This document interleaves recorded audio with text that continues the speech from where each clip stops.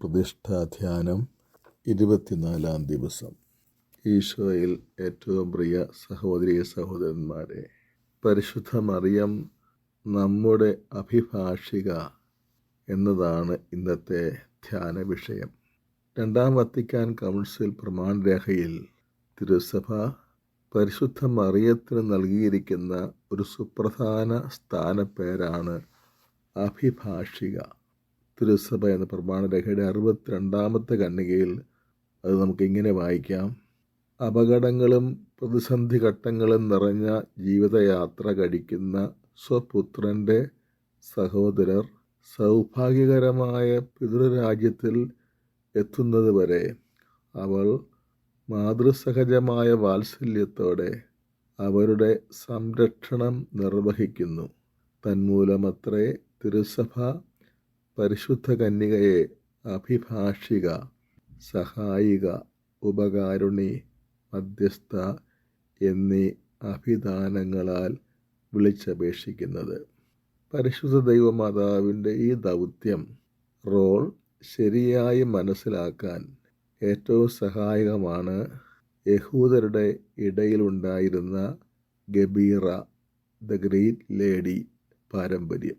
ഗബീറ എന്ന വാക്കിന് ഹീബ്രുവിൽ മഹാറാണി അഥവാ പരമാധികാരിയായ സ്ത്രീ എന്നാണ് അർത്ഥം. പുരാതന യൂദയായിൽ ദാവീദിൻ്റെ രാജവംശത്തിൽ രാജാവിൻ്റെ അമ്മയ്ക്ക് നൽകിയിരുന്ന ഔദ്യോഗികവും സ്വാധീനമുള്ളതുമായ സ്ഥാനമായിരുന്നു ഈ പദവി. ഒരു രാജാവിന് അന്ന് നിരവധി ഭാര്യമാർ ഉണ്ടാകാമെങ്കിലും ഒരമ്മ മാത്രമേ ഉണ്ടാകൂ എന്നതിനാലാണ് രാജമാതാവിൻ്റെ ഈ പ്രത്യേക സ്ഥാനം ഗബീറ എന്ന പാരമ്പര്യത്തെ ഔപചാരികമാക്കിയത്. ഈ സ്ഥാനം രാജകൊട്ടാരത്തിൽ രാജാവിൻ്റെ സ്ഥാനം കഴിഞ്ഞാൽ ഏറ്റവും ഉയർന്ന അധികാരവും പ്രത്യേക ആനുകൂല്യങ്ങളും അവർക്ക് നൽകി. ഗബീറ എന്ന പാരമ്പര്യത്തിൻ്റെ പ്രധാനപ്പെട്ട വശങ്ങൾ ഇവയാണ്: 1. മുഖ്യ ഉപദേഷ്ടാവും മന്ത്രിയും. ഗബീറ പലപ്പോഴും രാജാവിൻ്റെ പ്രധാന ഉപദേഷ്ടാവായി സേവനമനുഷ്ഠിച്ചു. അവരുടെ ഉപദേശം കൊട്ടാരത്തിലെ സകല പ്രവർത്തനങ്ങളെയും നയങ്ങളെയും വരെ രൂപപ്പെടുത്താൻ കെൽപ്പുള്ളതായിരുന്നു. 2. മധ്യസ്ഥ. മറ്റുള്ളവർക്ക് വേണ്ടി രാജാവിനോട് ശുപാർശ ചെയ്യാനുള്ള സവിശേഷമായ അധികാരം ഗബീറയ്ക്കുണ്ടായിരുന്നു. ഒരു ശ്രദ്ധേയമായ ഉദാഹരണം രാജാക്കന്മാരുടെ 1-ാം പുസ്തകം 2-ാം അധ്യായം 19-ാം വാക്യത്തിൽ കാണാം.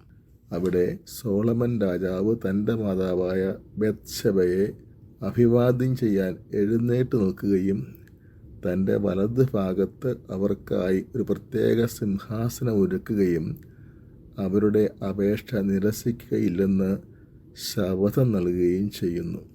3. രാജകീയ ശക്തിയുടെ പ്രതീകം.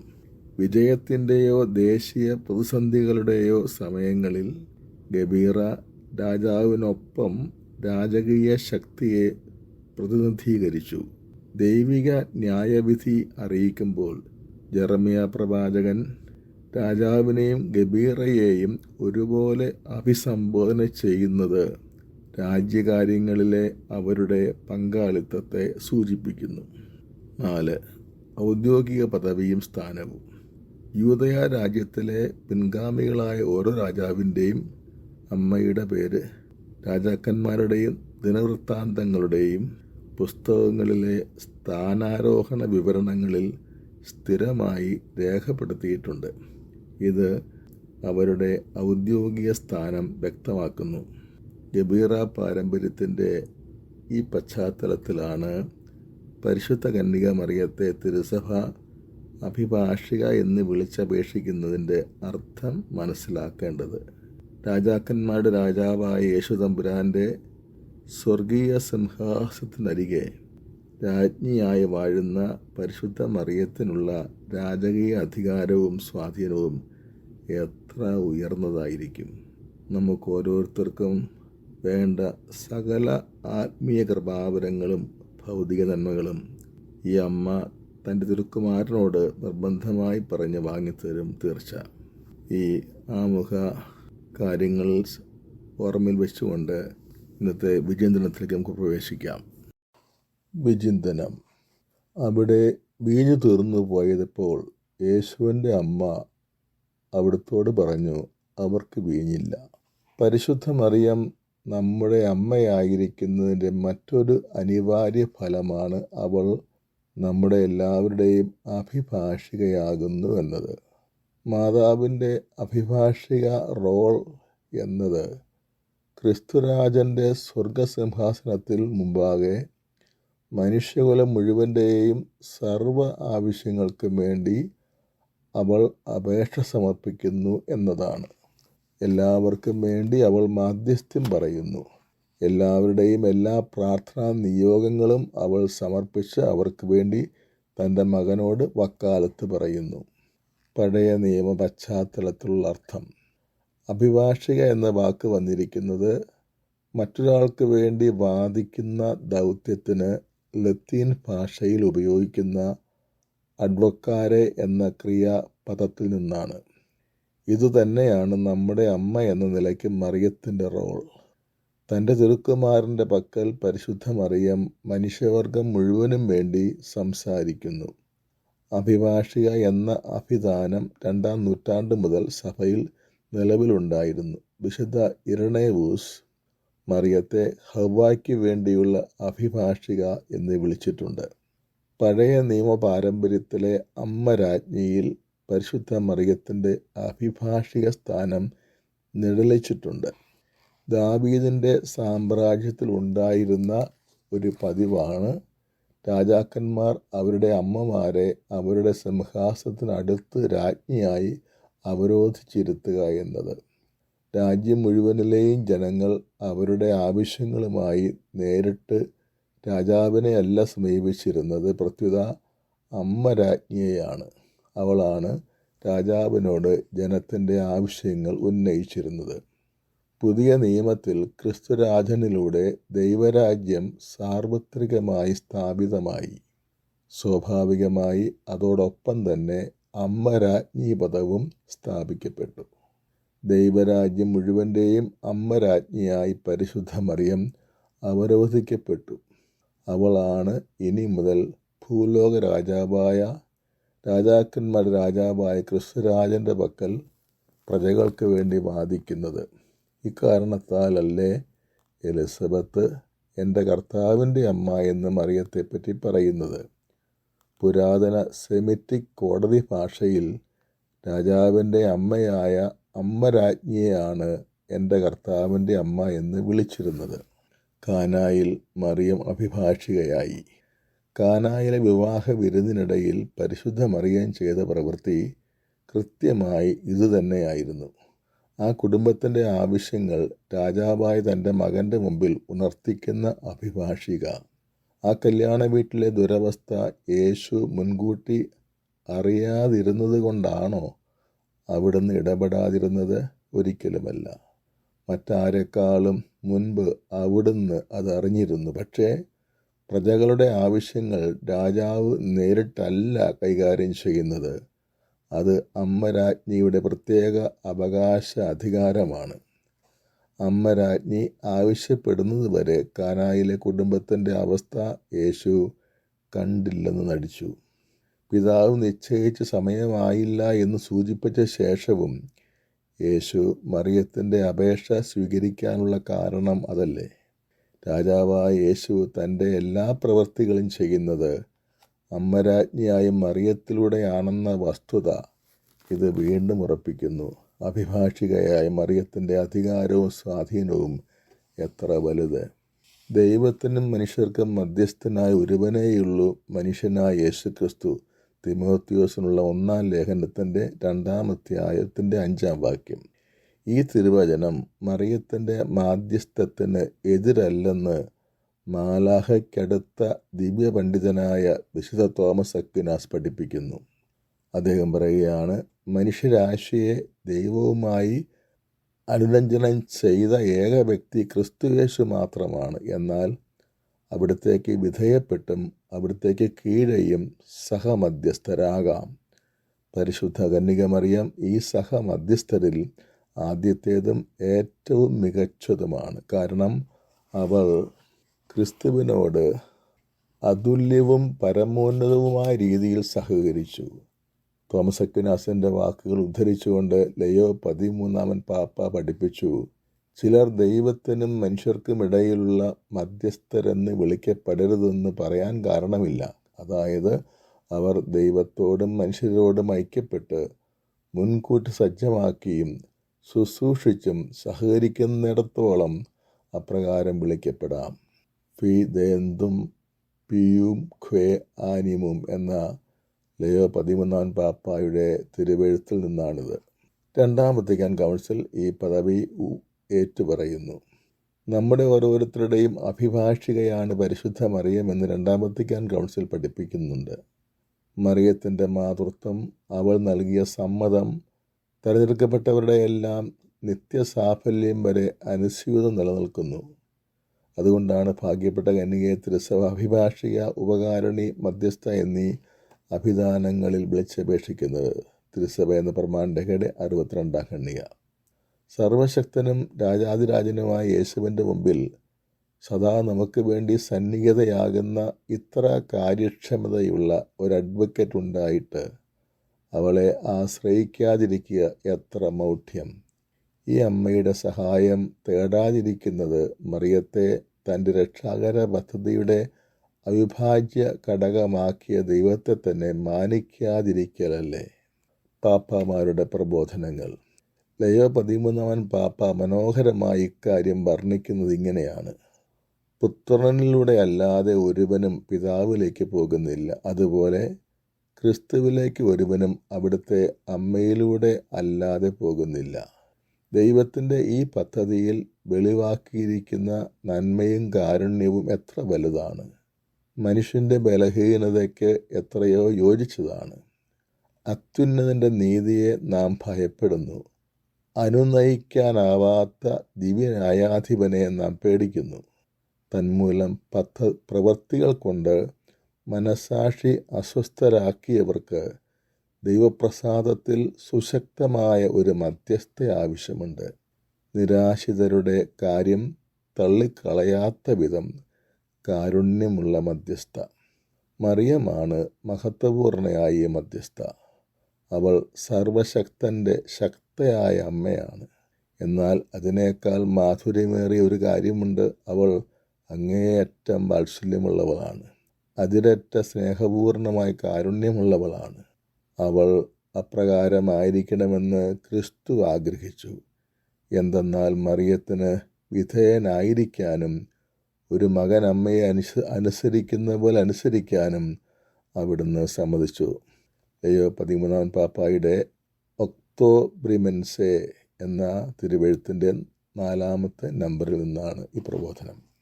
രാജ്ഞിയും അഭിഭാഷികയുമായ പരിശുദ്ധ കന്യക മറിയമേ, ഞങ്ങളുടെ പ്രാർത്ഥനകൾ നീ സ്വരൂപിച്ച് ദൈവത്തിൻ്റെ സിംഹാസനത്തിന് മുൻപിൽ സമർപ്പിക്കണമേ എന്ന് 1903 സെപ്റ്റംബർ 8 നടത്തിയ ഔദ്യോഗിക പ്രാർത്ഥനയിൽ വിശുദ്ധ 10-ാം പീസ് പാപ്പ വിളിച്ചപേക്ഷിക്കുകയുണ്ടായി. 11-ാം പീസ് പാപ്പ പറഞ്ഞു, ആധുനിക യുവജനങ്ങൾ അനേകം ആത്മീയ അപകട സാധ്യതകളാൽ വലയം ചെയ്യപ്പെട്ടിരിക്കുന്നതിനാൽ അവരുടെ ജീവിതം മുഴുവനും പരിശുദ്ധ കന്യകയോടുള്ള ഭക്തി അവർ പുലർത്തണം. മറിയത്തോടുള്ള സ്ഥിരമായ പ്രാർത്ഥന വഴി ആ അമ്മയെ നമ്മുടെ നിത്യമധ്യസ്ഥയും യഥാർത്ഥ അഭിഭാഷികയുമാക്കാം. 12-ാം പീസ് പാപ്പ പറഞ്ഞു, നമ്മുടെ അഭിഭാഷികയായ പരിശുദ്ധ മറിയം ദൈവത്തിനും മനുഷ്യർക്കും ഇടയിൽ നിന്നുകൊണ്ട് ന്യായാധിപനായ ദൈവത്തിൻ്റെ നീതിയുടെ കാഠിന്യം കുറച്ച് കിട്ടാനും പാപിയുടെ ഹൃദയം സ്പർശിച്ച് അവൻ്റെ ഹൃദയ കാഠിന്യം കുറയ്ക്കാനും ഇടപെടുന്നു. സഭാപാരമ്പര്യം. ആദ്യ നൂറ്റാണ്ടുകളിലെ മതപീഡന കാലത്ത് ക്രിസ്ത്യാനികൾ ചൊല്ലിയിരുന്ന ഒരു പുരാതന സപ്തും പ്രാർത്ഥനയിൽ മറിയത്തെ അഭിഭാഷികയായി ഏറ്റുപറയുന്നുണ്ട്. പരിശുദ്ധ ദൈവമാതാവേ, അങ്ങേ രക്ഷാധികാരത്തിലേക്ക് അഭയത്തിനായി ഞങ്ങൾ ഓടിയെത്തിയിരിക്കുന്നു. ഞങ്ങളുടെ പ്രാർത്ഥനകൾ നീ തള്ളിക്കളയരുതേ. ഞങ്ങളുടെ ആവശ്യങ്ങൾ നിരാകരിക്കരുതേ. മഹത്വപൂർണയായ പരിശുദ്ധ കന്യകയെ എല്ലാ അപകടങ്ങളിൽ നിന്ന് ഞങ്ങളെ രക്ഷിക്കണമേ. മധ്യശതകത്തിൽ രൂപം കൊണ്ട പരിശുദ്ധരാജ്ഞി എന്ന പ്രാർത്ഥനയിലും മറിയത്തെ അഭിഭാഷികയായി വണങ്ങുന്നുണ്ട്. പരിശുദ്ധരാജ്ഞി, കരുണയുടെ മാതാവേ, ഞങ്ങളുടെ ജീവനും മാധുര്യവും ശരണവുമേ സ്വസ്തി. ഹവായുടെ പുറന്തള്ളപ്പെട്ട മക്കളായ ഞങ്ങൾ അങ്ങേപ്പക്കൽ നിലവിളിക്കുന്നു. കണ്ണുനീരിൻ്റെ ഈ താഴ്വരയിൽ നിന്ന് വിങ്ങിക്കരഞ്ഞ് അങ്ങേപ്പക്കൽ ഞങ്ങൾ നെടുവീർപ്പെടുന്നു. ആകയാൽ ഞങ്ങളുടെ മധ്യസ്ഥെ, അങ്ങയുടെ കരുണയുള്ള കണ്ണുകൾ ഞങ്ങളുടെ നേരെ തിരിക്കണമേ. ഞങ്ങളുടെ ഈ പ്രവാസത്തിന് ശേഷം അങ്ങയുടെ ഉദരത്തിൻ്റെ അനുഗ്രഹീത ഫലമായ ഈശോയെ ഞങ്ങൾക്ക് കാണിച്ചു തരണമേ. കാരുണ്യവും വാത്സല്യവും മാധുര്യവും നിറഞ്ഞ കന്യക മറിയമേ, ആമേൻ. മരിയൻ സമർപ്പണത്തിൻ്റെ പ്രസക്തി കൂടുതൽ വ്യക്തം. പരിശുദ്ധ കന്യക എല്ലാവർക്കും വേണ്ടി ദൈവസന്നിധിയിൽ വാദിക്കുന്ന അഭിഭാഷികയാണെന്ന കാര്യം മരിയൻ പ്രതിഷ്ഠയുടെ പ്രസക്തി കൂടുതൽ വർദ്ധിപ്പിക്കുന്നു. നമുക്ക് വേണ്ടി യേശുവിൻ പക്കൽ അഭിഭാഷികയുടെ ദൗത്യം നിർവഹിക്കാൻ അവൾക്ക് സ്വാതന്ത്ര്യം ലഭിക്കുന്നത് മരിയൻ പ്രതിഷ്ഠ വഴി ആണ്. പരിശുദ്ധ മറിയത്തിന് നമ്മെ തന്നെ സമ്പൂർണമായി സമർപ്പിക്കുന്നതോടെ വലിയ ഉത്തരവാദിത്വത്തോടെ അവൾ നമ്മുടെ അഭിഭാഷികയായി പ്രവർത്തിക്കും. അതായത് നമ്മുടെ ശ്രദ്ധയിൽപ്പെടാത്തതും അതേസമയം നമ്മുടെ ആത്യന്തിക രക്ഷയ്ക്ക് ആവശ്യവുമായ എല്ലാ കാര്യങ്ങളും ഒന്നുപോലും വിട്ടുപോകാതെ അതിസൂക്ഷ്മതയോടെ ഈ പ്രഗത്ഭ വക്കീൽ കൈകാര്യം ചെയ്യും. നാം ഒരിക്കൽ അവളെ നമ്മുടെ അഭിഭാഷികയാക്കിയാൽ നാം ആവശ്യപ്പെടാതെ തന്നെ നമുക്കജ്ഞാതമായതും നമുക്കെതിരായി വരുന്നതുമായ സർവ്വ കേസുകളും അവൾ അതിവിദഗ്ധമായി നമ്മളറിയാതെ പോലും കൈകാര്യം ചെയ്യും. എന്തെന്നാൽ നമ്മുടെ സഹോദരരെ ദുഷിക്കുകയും രാപകൽ ദൈവസമക്ഷം അവരെ പഴി പറയുകയും ചെയ്തിരുന്നവൻ വലിച്ചെറിയപ്പെട്ടു. വിശുദ്ധ ലിയോ ഡി മോൺഫോർട്ടിൻ്റെ വാക്കുകൾ. യഥാർത്ഥ മരിയഭക്തി 27-ാം ഖണ്ഡിക. പരിശുദ്ധ മറിയം ദൈവത്തിൻ്റെ അനന്തവും അചഞ്ചലവുമായ ഹിതത്തിനെതിരായി ഒന്നും ആഗ്രഹിക്കുകയോ അഭ്യർത്ഥിക്കുകയോ പ്രവർത്തിക്കുകയോ ചെയ്യുകയില്ല. സ്വർഗത്തിലും ഭൂമിയിലും ഉള്ളതെല്ലാം ദൈവം മറിയത്തിന് നൽകാൻ തിരുച്ചുത്തമായ അധികാരം ഏറ്റവും ഉന്നതമായതിനാൽ മറിയത്തിൻ്റെ ശക്തി ദൈവത്തിൻ്റെ ശക്തിക്ക് സമാനമെന്ന് തോന്നും.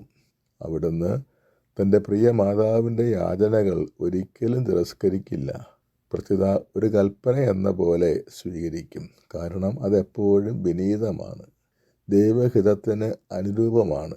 ദൈവത്തെ ധിക്കരിക്കുകയും അവിടുത്തെ കൽപ്പന ലംഘിക്കുകയും ചെയ്ത ഇസ്രായേൽ ജനതയുടെ മേൽ പതിച്ച ദൈവകോപം പിൻവലിക്കാൻ മോശ പ്രാർത്ഥിച്ചു. തൻ്റെ എളിയദാസൻ്റെ പ്രാർത്ഥന അത്യുന്നതനും അനന്തകാരുണ്യവാനുമായ ദൈവത്തിന് നിരാകരിക്കാനാവാത്ത വിധം ശക്തമെങ്കിൽ വിനീതയും ദൈവത്തിന് ഏറ്റവും അനുയുക്തയുമായ മറിയത്തിൻ്റെ പ്രാർത്ഥന സ്വർഗത്തിലും ഭൂമിയിലുമുള്ള എല്ലാ മാലാഖമാരുടെയും വിശുദ്ധരുടെയും സകല പ്രാർത്ഥനകളെയും മധ്യസ്ഥതകളെയും അതിശയിക്കുന്ന അവളുടെ യാചന എങ്ങനെ നിരാകരിക്കാനാകും? ബൈബിൾ വായന. 3-ാം ദിവസം ഗലീലിലെ കാനായിൽ ഒരു വിവാഹ വിരുന്ന് നടന്നു. യേശുവിൻ്റെ അമ്മ അവിടെ ഉണ്ടായിരുന്നു. യേശുവും ശിഷ്യന്മാരും വിരുന്നിന് ക്ഷണിക്കപ്പെട്ടിരുന്നു. അവിടെ വീഞ്ഞു തീർന്നു പോയപ്പോൾ യേശുവിൻ്റെ അമ്മ അവനോട് പറഞ്ഞു, അവർക്ക് വീഞ്ഞില്ല. യേശു അവളോട് പറഞ്ഞു, സ്ത്രീയെ, എനിക്കും നിനക്കുമെന്ത്? എൻ്റെ സമയം ഇനിയും ആയിട്ടില്ല. അവൻ്റെ അമ്മ പരിചാരകരോട് പറഞ്ഞു, അവൻ നിങ്ങളോട് പറയുന്നത് എന്താണെങ്കിലും ചെയ്യുവിൻ. യഹൂദരുടെ ശുദ്ധീകരണ കർമ്മത്തിനുള്ള വെള്ളം നിറയ്ക്കുന്ന 6 കൽഭരണികൾ അവിടെ ഉണ്ടായിരുന്നു. ഓരോന്നിലും 2-3 അളവ് കൊള്ളുമായിരുന്നു. ഭരണികളിൽ വെള്ളം നിറയ്ക്കുവിനെന്ന് യേശു അവരോട് കൽപ്പിച്ചു. അവർ അവയെല്ലാം വക്കോളം നിറച്ചു. ഇനി പകർന്ന് കലവറക്കാരൻ്റെ അടുത്ത് കൊണ്ടു ചെല്ലുവിനെന്ന് അവൻ പറഞ്ഞു. അവർ അപ്രകാരം ചെയ്തു.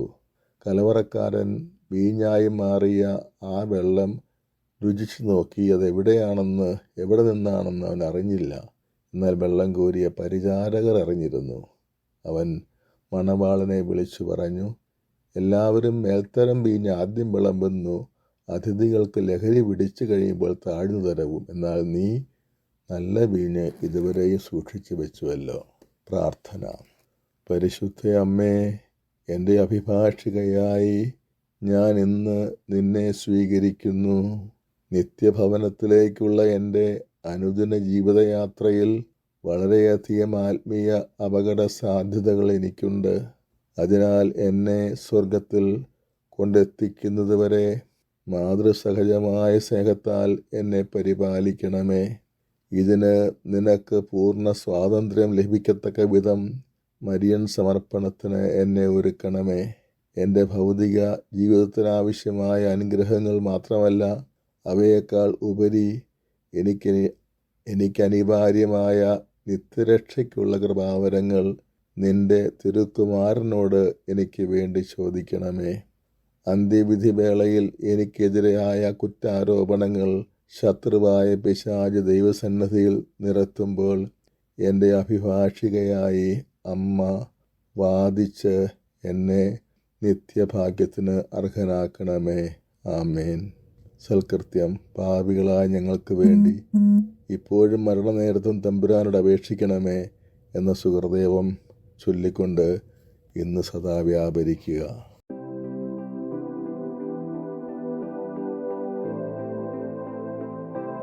പ്രാർത്ഥനകൾ. പരിശുദ്ധാത്മാവേ എഴുന്നള്ളി വരണമേ. പരിശുദ്ധാത്മാവേ എഴുന്നള്ളി വരണമേ. അങ്ങയുടെ പ്രകാശത്തിൻ്റെ കതിർ സ്വർഗത്തിൽ നിന്നും അയക്കണമേ. അഗതികളുടെ പിതാവേ, ദാനങ്ങൾ കൊടുക്കുന്നവനെ, ഹൃദയത്തിൻ്റെ പ്രകാശമേ എഴുന്നള്ളി വരണമേ. ആശ്വാസദായക, ആത്മാവിൻ്റെ മാധുര്യമേ, ഉഷ്ണത്തിൽ തണുപ്പേ, അവശതയിൽ ആലംബമേ എഴുന്നള്ളി വരണമേ. ആനന്ദപൂർണമായ പ്രകാശമേ, അങ്ങേ വിശ്വാസികളുടെ ഹൃദയങ്ങളെ നിറയ്ക്കണമേ. അങ്ങയുടെ അനുഗ്രഹം കൂടാതെ മനുഷ്യരിൽ പാപമല്ലാതെ മറ്റൊന്നുമില്ല. മാലിന്യമുള്ളത് കഴുകണമേ, വാടിപ്പോയത് നനയ്ക്കണമേ, രോഗമുള്ളത് സുഖപ്പെടുത്തണമേ, ആറിപ്പോയത് ചൂടാക്കണമേ, കടുപ്പമുള്ളത് മയപ്പെടുത്തണമേ, വഴിതെറ്റിപ്പോയത് നേർവഴിക്കാക്കണമേ. അങ്ങിൽ ആശ്രയിക്കുന്ന വിശ്വാസികൾക്ക് അങ്ങയുടെ 7 വിശുദ്ധ ദാനങ്ങളും ഫലങ്ങളും നൽകണമേ. പരിശുദ്ധാത്മാവിനോടുള്ള ലുത്തിനിയ. പരിശുദ്ധാത്മാവായ ദൈവമേ, ഞങ്ങളുടെ മേൽ കൃപ ചൊരിയണമേ. പിതാവിൽ നിന്നും പുത്രനിൽ നിന്നും പുറപ്പെടുന്ന പരിശുദ്ധാത്മാവേ, ഞങ്ങളുടെ മേൽ കൃപ ചൊരിയണമേ. പിതാവിന്റെയും പുത്രന്റെയും ജീവനായ പരിശുദ്ധാത്മാവേ, ഞങ്ങളുടെ മേൽ കൃപ ചൊരിയണമേ. പിതാവിനും പുത്രനും സമനായ പരിശുദ്ധാത്മാവേ, ഞങ്ങളുടെ മേൽ കൃപ ചൊരിയണമേ. പിതാവിന്റെയും പുത്രന്റെയും സ്നേഹമായ പരിശുദ്ധാത്മാവേ, ഞങ്ങളുടെ മേൽ കൃപ ചൊരിയണമേ. സർവശക്തനായ പരിശുദ്ധാത്മാവേ, ഞങ്ങളുടെ മേൽ കൃപ ചൊരിയണമേ. ജീവദാതാവായ പരിശുദ്ധാത്മാവേ, ഞങ്ങളുടെ മേൽ കൃപ ചൊരിയണമേ. സ്നേഹദാതാവായ പരിശുദ്ധാത്മാവേ, ഞങ്ങളുടെ മേൽ കൃപ ചൊരിയണമേ. ശക്തിദാതാവായ പരിശുദ്ധാത്മാവേ, ഞങ്ങളുടെ മേൽ കൃപ ചൊരിയണമേ. ഞങ്ങളിൽ വസിക്കുന്ന പരിശുദ്ധാത്മാവേ, ഞങ്ങളുടെ മേൽ കൃപ ചൊരിയണമേ. സഹായകനായ പരിശുദ്ധാത്മാവേ, ഞങ്ങളുടെ മേൽ കൃപ ചൊരിയണമേ. സർവനന്മ സ്വരൂപിയായിരിക്കുന്ന പരിശുദ്ധാത്മാവേ, ഞങ്ങളുടെ മേൽ കൃപ ചൊരിയണമേ. കരുണയാകുന്ന പരിശുദ്ധാത്മാവേ, ഞങ്ങളുടെ മേൽ കൃപ ചൊരിയണമേ. നീതിയുടെ ഉറവിടമാകുന്ന പരിശുദ്ധാത്മാവേ, ഞങ്ങളുടെ മേൽ കൃപ ചൊരിയണമേ. ഭയമകറ്റുന്ന പരിശുദ്ധാത്മാവേ, ഞങ്ങളുടെ മേൽ കൃപ ചൊരിയണമേ. പ്രത്യാശ നൽകുന്ന പരിശുദ്ധാത്മാവേ, ഞങ്ങളുടെ മേൽ കൃപ ചൊരിയണമേ. ജ്ഞാനം നൽകുന്ന പരിശുദ്ധാത്മാവേ, ഞങ്ങളുടെ മേൽ കൃപ ചൊരിയണമേ. ബുദ്ധി നൽകുന്ന പരിശുദ്ധാത്മാവേ, ഞങ്ങളുടെ മേൽ കൃപ ചൊരിയണമേ. അറിവ് നൽകുന്ന പരിശുദ്ധാത്മാവേ, ഞങ്ങളുടെ മേൽ കൃപ ചൊരിയണമേ. വിവേകം നൽകുന്ന പരിശുദ്ധാത്മാവേ, ഞങ്ങളുടെ മേൽ കൃപ ചൊരിയണമേ. ആലോചന നൽകുന്ന പരിശുദ്ധാത്മാവേ, ഞങ്ങളുടെ മേൽ കൃപ ചൊരിയണമേ. ദൈവഭക്തി നൽകുന്ന പരിശുദ്ധാത്മാവേ, ഞങ്ങളുടെ മേൽ കൃപ ചൊരിയണമേ. ദൈവഭയം നൽകുന്ന പരിശുദ്ധാത്മാവേ, ഞങ്ങളുടെ മേൽ കൃപ ചൊരിയണമേ. ആത്മശക്തി നൽകുന്ന പരിശുദ്ധാത്മാവേ, ഞങ്ങളുടെ മേൽ കൃപ ചൊരിയണമേ. സ്നേഹമാകുന്ന പരിശുദ്ധാത്മാവേ, ഞങ്ങളുടെ മേൽ കൃപ ചൊരിയണമേ. ശാന്തി നൽകുന്ന പരിശുദ്ധാത്മാവേ, ഞങ്ങളുടെ മേൽ കൃപ ചൊരിയണമേ. ആനന്ദമാകുന്ന പരിശുദ്ധാത്മാവേ, ഞങ്ങളുടെ മേൽ കൃപ ചൊരിയണമേ. ക്ഷമ നൽകുന്ന പരിശുദ്ധാത്മാവേ, ഞങ്ങളുടെ മേൽ കൃപ ചൊരിയണമേ. ദയ നൽകുന്ന പരിശുദ്ധാത്മാവേ, ഞങ്ങളുടെ മേൽ കൃപ ചൊരിയണമേ. നന്മ നൽകുന്ന പരിശുദ്ധാത്മാവേ, ഞങ്ങളുടെ മേൽ കൃപ ചൊരിയണമേ. സൗമ്യശീലം നൽകുന്ന പരിശുദ്ധാത്മാവേ, ഞങ്ങളുടെ മേൽ കൃപ ചൊരിയണമേ. ബ്രഹ്മചര്യം നൽകുന്ന പരിശുദ്ധാത്മാവേ, ഞങ്ങളുടെ മേൽ കൃപ ചൊരിയണമേ. അനുസരണം നൽകുന്ന പരിശുദ്ധാത്മാവേ, ഞങ്ങളുടെ മേൽ കൃപ ചൊരിയണമേ. വിശ്വാസം നൽകുന്ന പരിശുദ്ധാത്മാവേ, ഞങ്ങളുടെ മേൽ കൃപ ചൊരിയണമേ. സകലത്തെയും പൗത്രീകരിക്കുന്ന പരിശുദ്ധാത്മാവേ, ഞങ്ങളുടെ മേൽ കൃപ ചൊരിയണമേ. സകലത്തെയും ശക്തിമത്കരിക്കുന്ന പരിശുദ്ധാത്മാവേ, ഞങ്ങളുടെ മേൽ കൃപ ചൊരിയണമേ. പ്രലോഭനങ്ങളിൽ നിന്ന് വിമോചിപ്പിക്കുന്ന പരിശുദ്ധാത്മാവേ, ഞങ്ങളുടെ മേൽ കൃപ ചൊരിയണമേ. സാത്താന്റെ കുടിലതന്ത്രങ്ങളിൽ നിന്ന് ഞങ്ങളെ രക്ഷിക്കുന്ന പരിശുദ്ധാത്മാവേ, ഞങ്ങളുടെ മേൽ കൃപ ചൊരിയണമേ. പ്രതികൂല സാഹചര്യങ്ങൾ അതിജീവിക്കാൻ ജീവിക്കാൻ ശക്തി നൽകുന്ന പരിശുദ്ധാത്മാവേ, ഞങ്ങളുടെ മേൽ കൃപ ചൊരിയണമേ. വചനം ഹൃദയത്തിൽ സംഗ്രഹിപ്പിക്കുന്ന പരിശുദ്ധാത്മാവേ, ഞങ്ങളുടെ മേൽ കൃപ ചൊരിയണമേ. വിശുദ്ധ കുർബാനയിൽ നിറഞ്ഞിരിക്കുന്ന പരിശുദ്ധാത്മാവേ, ഞങ്ങളുടെ മേൽ കൃപ ചൊരിയണമേ. കൂദാശകളിലൂടെ ഞങ്ങളെ പൗത്രീകരിക്കുന്ന പരിശുദ്ധാത്മാവേ, ഞങ്ങളുടെ മേൽ കൃപ ചൊരിയണമേ. ജീവജലത്തിന്റെ അരുവിയായ പരിശുദ്ധാത്മാവേ, ഞങ്ങളുടെ മേൽ കൃപ ചൊരിയണമേ. നിത്യജീവനിലേക്ക് എന്നെ നയിക്കുന്ന പരിശുദ്ധാത്മാവേ, ഞങ്ങളുടെ മേൽ കൃപ ചൊരിയണമേ. എന്റെ ഹൃദയത്തിലേക്ക് ചൊരിയപ്പെട്ടിരിക്കുന്ന സ്നേഹമേ, ഞങ്ങളുടെ മേൽ കൃപ ചൊരിയണമേ. മാതാവിനോടുള്ള രണ്ടാം വത്തിക്കാൻ സൂനകദോസ് ലുത്തീനിയ. അനാദികാലം മുതൽ നിർണയിക്കപ്പെട്ട പിതാവിന്റെ ഓമൽകുമാരിയായ മറിയമേ, ഞങ്ങൾക്ക് വേണ്ടി അപേക്ഷിക്കണമേ. ദിവ്യരക്ഷകന്റെ മാതാവായ മറിയമേ, ഞങ്ങൾക്ക് വേണ്ടി അപേക്ഷിക്കണമേ. സിയോണിന്റെ സമുന്നത സന്താനമായ മറിയമേ, ഞങ്ങൾക്ക് വേണ്ടി അപേക്ഷിക്കണമേ. ഞങ്ങളുടെ സ്നേഹഭാജനമായ മറിയമേ, ഞങ്ങൾക്ക് വേണ്ടി അപേക്ഷിക്കണമേ. വിശുദ്ധിയുടെ മഹിമാവിൽ ഗർഭസ്ഥയായ മറിയമേ, ഞങ്ങൾക്ക് വേണ്ടി അപേക്ഷിക്കണമേ. ജന്മപാപത്തിന്റെ കളങ്കമേശാത്ത മറിയമേ, ഞങ്ങൾക്ക് വേണ്ടി അപേക്ഷിക്കണമേ. കന്യാത്വത്തിന്റെയും മാതൃത്വത്തിന്റെയും മാതൃകയായ മറിയമേ, ഞങ്ങൾക്ക് വേണ്ടി അപേക്ഷിക്കണമേ. ഏലീശ്വായാൽ അനുഗ്രഹീതയെന്ന് പ്രകീർത്തിയായ മറിയമേ, ഞങ്ങൾക്ക് വേണ്ടി അപേക്ഷിക്കണമേ. രക്ഷയുടെ വാഗ്ദാനത്തിൽ വിശ്വാസമർപ്പിച്ച മറിയമേ, ഞങ്ങൾക്ക് വേണ്ടി അപേക്ഷിക്കണമേ. ദൈവപിതാവിന്റെ ഏകജാതനെ ജനിപ്പിച്ച മറിയമേ, ഞങ്ങൾക്ക് വേണ്ടി അപേക്ഷിക്കണമേ. ലോകത്തിന് ജീവൻ ദാനം ചെയ്ത മറിയമേ, ഞങ്ങൾക്ക് വേണ്ടി അപേക്ഷിക്കണമേ. ആട്ടിടയന്മാർക്കും പൗരസ്ത്യ വിജ്ഞാനികൾക്കും ആനന്ദാതിരേകത്തോടെ ഓമനപുത്രനെ കാണിച്ചു കൊടുത്ത മറിയമേ, ഞങ്ങൾക്ക് വേണ്ടി അപേക്ഷിക്കണമേ. ദിവ്യനാഥന്റെ ഉറ്റ സഹപ്രവർത്തകയായ മറിയമേ, ഞങ്ങൾക്ക് വേണ്ടി അപേക്ഷിക്കണമേ. ഈശോയിലും അവിടുത്തെ ദിവ്യമായ ഔന്നത്യത്തിലും അർപ്പിതമാനസിയായ മറിയമേ, ഞങ്ങൾക്ക് വേണ്ടി അപേക്ഷിക്കണമേ. കാനായിൽ സ്വന്തം അർത്ഥന മൂലം ആദ്യം മഹാത്ഭുതം സംരംഭിച്ച മറിയമേ, ഞങ്ങൾക്ക് വേണ്ടി അപേക്ഷിക്കണമേ. വിശ്വാസത്തിന്റെ തീർത്ഥയാത്രയിൽ പുരോഗമിച്ചുകൊണ്ടിരിക്കുന്ന മറിയമേ, ഞങ്ങൾക്ക് വേണ്ടി അപേക്ഷിക്കണമേ. കുരിശാരോഹണം വരെ ഈശോയോട് ഒന്നിച്ചു നിന്ന മറിയമേ, ഞങ്ങൾക്ക് വേണ്ടി അപേക്ഷിക്കണമേ. രക്ഷയുടെ മഹാകർമ്മം സഫലമാക്കിയ മറിയമേ, ഞങ്ങൾക്ക് വേണ്ടി അപേക്ഷിക്കണമേ. പരിശുദ്ധാരൂപിയുടെ അനുഗ്രഹങ്ങൾക്കായി കേണപേക്ഷിച്ച മറിയമേ, ഞങ്ങൾക്ക് വേണ്ടി അപേക്ഷിക്കണമേ. പ്രാർത്ഥന മുഖേന സഭയെ സഹായിച്ച മറിയമേ, ഞങ്ങൾക്ക് വേണ്ടി അപേക്ഷിക്കണമേ. ആത്മശരീര സമന്വതയായി സ്വർഗാരോപിതയായി അവരോധിതയായ മറിയമേ, ഞങ്ങൾക്ക് വേണ്ടി അപേക്ഷിക്കണമേ. മലഖമാരെയും മനുഷ്യരെക്കാൾ സമുന്നതയായ അവരോധിതയായ മറിയമേ, ഞങ്ങൾക്ക് വേണ്ടി അപേക്ഷിക്കണമേ. ഭൂമിയിൽ സഭാസന്താനങ്ങളെ സംരക്ഷിക്കുന്ന മറിയമേ, ഞങ്ങൾക്ക് വേണ്ടി അപേക്ഷിക്കണമേ. ക്രിസ്ത്യാനികൾ കണ്ണുകൾ ഉയർത്തി അഭിവീക്ഷിക്കുന്ന മറിയമേ, ഞങ്ങൾക്ക് വേണ്ടി അപേക്ഷിക്കണമേ. നമ്മുടെ രക്ഷയുടെ ആവശ്യത്തിൽ നമ്മോട് ഒന്നിച്ചു നിൽക്കുന്ന മറിയമേ, ഞങ്ങൾക്ക് വേണ്ടി അപേക്ഷിക്കണമേ. ക്രിസ്തുനാഥൻ കഴിഞ്ഞാൽ സഭയിൽ സമുന്നത സ്ഥാനം വഹിക്കുന്ന മറിയമേ, ഞങ്ങൾക്ക് വേണ്ടി അപേക്ഷിക്കണമേ. സഭയുടെ പ്രമുഖ അംഗമായ മറിയമേ, ഞങ്ങൾക്ക് വേണ്ടി അപേക്ഷിക്കണമേ. സഭയുടെ നിസ്തുല പ്രതീകമായ മറിയമേ, ഞങ്ങൾക്ക് വേണ്ടി അപേക്ഷിക്കണമേ. സഭയുടെ പ്രതിച്ഛായയും ആദ്യജാത കുസുമമായ മറിയമേ, ഞങ്ങൾക്ക് വേണ്ടി അപേക്ഷിക്കണമേ. എല്ലാ നന്മകളുടെയും മാതൃകയായ മറിയമേ, ഞങ്ങൾക്ക് വേണ്ടി അപേക്ഷിക്കണമേ. സുനിശ്ചിതമായ പ്രത്യാശയുടെയും സമാശ്വാസത്തിന്റെയും അടയാളമായ മറിയമേ, ഞങ്ങൾക്ക് വേണ്ടി അപേക്ഷിക്കണമേ. രക്ഷകന്റെ ദിവസം വരെ പ്രകാശം പരത്തി പ്രശോഭിക്കുന്ന മറിയമേ, ഞങ്ങൾക്ക് വേണ്ടി അപേക്ഷിക്കണമേ. അനുഗ്രഹീത എന്ന തലമുറകളെല്ലാം പ്രകീർത്തിക്കുന്ന മറിയമേ, ഞങ്ങൾക്ക് വേണ്ടി അപേക്ഷിക്കണമേ. സിദ്ധരുടെ സാഹോദര്യത്തിൽ തന്റെ തിരുക്കുമാരനോട് മാധ്യസ്ഥം യാചിക്കുന്ന മറിയമേ, ഞങ്ങൾക്ക് വേണ്ടി അപേക്ഷിക്കണമേ. സ്വർഗീയ താരകമേ, സ്വർഗീയ താരകമേ, ദീപ്തമായ സമുദ്ര താരമേ സ്വസ്തി, ദൈവമാതാവേ സ്വസ്തി, കന്മഷമില്ലാത്ത കന്യക, സ്വർഗീയ വിശ്രമത്തിന്റെ വാതിൽ, ഗബ്രിയേലിൽ നിന്നും വന്ന മധുരമായ ആ അത്ഭുതം ഉൾക്കൊണ്ട് ഞങ്ങളിൽ സമാധാനം നിറയ്ക്കുക. ഹവ്വയുടെ നാമം നീ മാറ്റി ബന്ധിതരുടെ ചങ്ങലകൾ തകർക്കുക. അന്ധർക്ക് കാഴ്ച പകരുക, ഞങ്ങളുടെ രോഗങ്ങൾ മാറ്റുക, സകല അനുഗ്രഹങ്ങളും ചൊരിയുക. ഒരമ്മയായി കൂടെയുണ്ടാവണമേ. ദൈവവചനം ഞങ്ങൾക്ക് വേണ്ടി അങ്ങയുടെ മകനായി പിറന്നു. അങ്ങയുടെ മധ്യസ്ഥതയിലൂടെ ഞങ്ങളുടെ പ്രാർത്ഥന സമർപ്പിക്കുക. മഹത്വപൂരിതയായ കന്യകെ, ദയയുള്ളവരിൽ ദയാവാരിധേ, കന്മഷരഹിതേ, ഞങ്ങളെ സംരക്ഷിക്കുക. ശുദ്ധരും കളങ്കരഹിതരുമായി ഞങ്ങളുടെ ജീവിതങ്ങളെ കറയില്ലാതെ കാക്കുക. പാതകളെ സുരക്ഷിതമാക്കുക. ക്രിസ്തുവിൽ ഞങ്ങൾ പൂർണ്ണ സന്തോഷം കണ്ടെത്തുന്നതുവരെ. ഉന്നതങ്ങളിൽ വസിക്കുന്ന പിതാവും പുത്രനും പരിശുദ്ധാത്മാവുമായ സർവശക്തനായവന് സകല മഹത്വവും. ആമേൻ.